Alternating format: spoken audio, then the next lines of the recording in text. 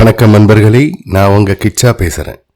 மகாபெரியவாளின் இளமை வாழ்க்கையில் ஒரு கண்ணீர் சம்பவம், செய்யாத குற்றத்திற்கு தண்டனை. ஒரு சுவாரஸ்யமான சம்பவம். அந்த சம்பவம் பத்தினதுதான் இந்த பதிவு. அந்த சம்பவம் பத்தி மேலும் நம்ம தெரிஞ்சுக்கிறதுக்கு முன்னால நம்ம சேனலை இது வரைக்கும் சப்ஸ்கிரைப் பண்ணாதவங்க கண்டிப்பா பெல் ஐகான் கிளிக் பண்ணுங்க, சப்ஸ்கிரைப் பண்ணுங்க. சிறு வயது முதற்கொண்டே மகாபெரியவாளுக்கு அனுஷ்டான பலம் இருந்து கொண்டேதான் இருந்தது.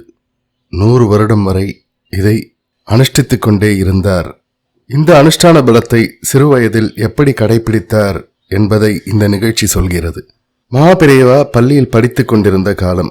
ஒரு நாள் மாலையில் பள்ளி விட்ட பின் பேட்மிண்டன் விளையாடிவிட்டு மகாபெரியவா வீடு திரும்பினார். அருகே நதி தீரம், அதை தாண்டித்தான் வீட்டுக்கு வர வேண்டும்.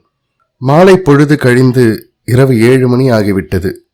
மகாபெரியவா கையில் பேட்டோடு வீட்டுக்குள் நுழைகிறார்.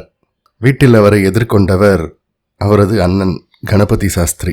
நுழைந்த மகாபெரியவாளிடம் ஒரு கேள்வி.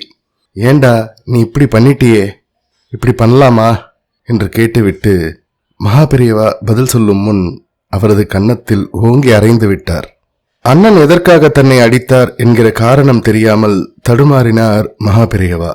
அடுத்த நிமிடம், எதற்காக என்னை அடித்தீர்கள் என்று கோபமாக கேட்டுவிட்டார். கன்னத்தில் விழுந்த அடி நன்றாகவே உரைத்தது. எதற்கென்றா கேட்கிறாய்? நீ என்ன குலத்தில் பிறந்திருக்கிறாய்? அதற்கேற்ற தர்மங்களை கடைபிடிக்க வேண்டாமா? மாலை வேலை கடந்து விட்டதே, சந்தியாவந்தனம் செய்ய வேண்டாமா? நீ இப்படி அலட்சியமா போய் விளையாடிட்டு வந்திருக்கியே என்றார் அண்ணன்.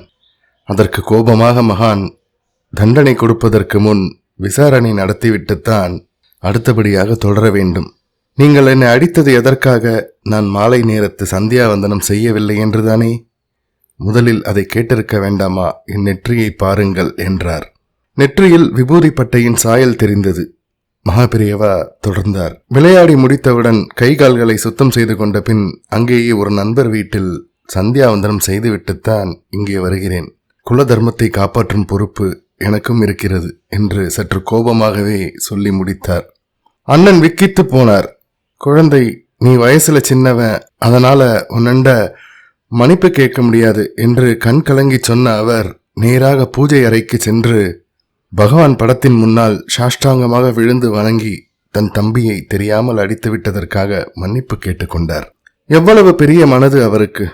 செய்த தப்புக்கு வருத்தம் தெரிவிப்பது மிகப்பெரிய விஷயம் இல்லையா? இந்த சம்பவத்தை பற்றி பின்னால் ஒரு காலத்தில் மகாபெரியவா குறிப்பிடுகிறார். அதாவது அண்ணன் கணபதி சாஸ்திரி இறந்த பிறகு. அவர் இறக்கும் பொழுது அவருக்கு வயது சுமார் 67 இருக்கலாம். மகாபெரியவா சொல்கிறார், எனக்கு அப்போது சிறு வயது. மாலையில் எனக்குரிய கடமைகளை செய்யவில்லை என்பதற்காக என்னை அண்ணன் அடித்து விட்டார். ஆனால் அது தவறு என்று தெரிந்த பிறகு அவருக்கு ஒரு பக்கம் மகிழ்ச்சி, இன்னொரு பக்கம் வருத்தம். மகிழ்ச்சி குலதர்மத்தை காப்பாற்றிவிட்டதற்காக, வருத்தம் என்னை அடித்து விட்டதற்காக. இதற்கு பரிகாரமாகத்தான் அவர் தெய்வ சன்னதியில் நின்று வேண்டி நமஸ்காரம் செய்தது. அவருக்கு அவ்வளவு பெரிய மனது என்று மகாபெரியவா சொல்லும் பொழுது அவரது கண்களில் லேசாக நீர் தொழிர்ந்தது.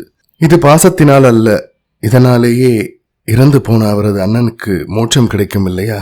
ஜெய ஜெய சங்கர ஹர ஹர சங்கர. இந்த பதிவு உங்களுக்கு பிடிச்சிருந்தா லைக் பண்ணுங்க, ஷேர் பண்ணுங்க, கமெண்ட் பண்ணுங்க. மறக்காம பெல் ஐகான் கிளிக் பண்ணுங்க, சப்ஸ்கிரைப் பண்ணுங்க. நன்றி நண்பர்களே.